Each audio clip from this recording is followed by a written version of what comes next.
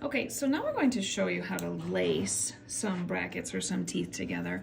We use lace in situations where we want to keep contacts closed. We want to use them as anchorage so that we can place power chains to close other spaces. So if you look up here on this top posterior section, we can see this kind of twisted wire that's under these brackets here.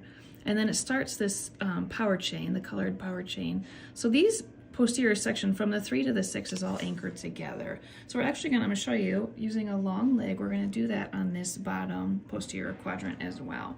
So we're gonna take this little loop here and hook it on the hook of that bottom right 6.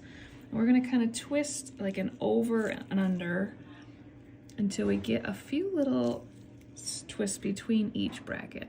Then we have each part of the leg. We're gonna lace one under that bracket, and we're going to bring this top one over the top, and then we're going to cross them over and keep twisting.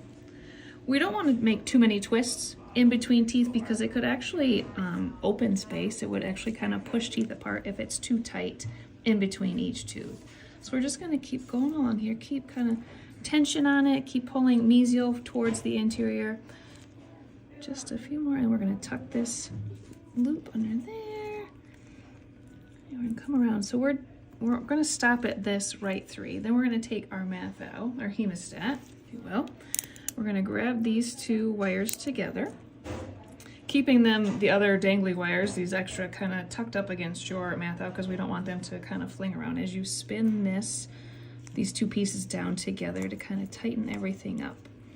So just give it a few spins. You can kind of see it kind of tighten up together, and it leaves this hanging out there. Then we're gonna grab a leg cutter, and we're gonna actually trim off this piece right here, making sure we hang on to it because it would fling across the room, so we're actually hanging on to it, which then leaves this tiny little, what we call a pigtail of a wire on a patient, which we don't want that to hang out and poke a patient. So we're gonna take our last instrument here.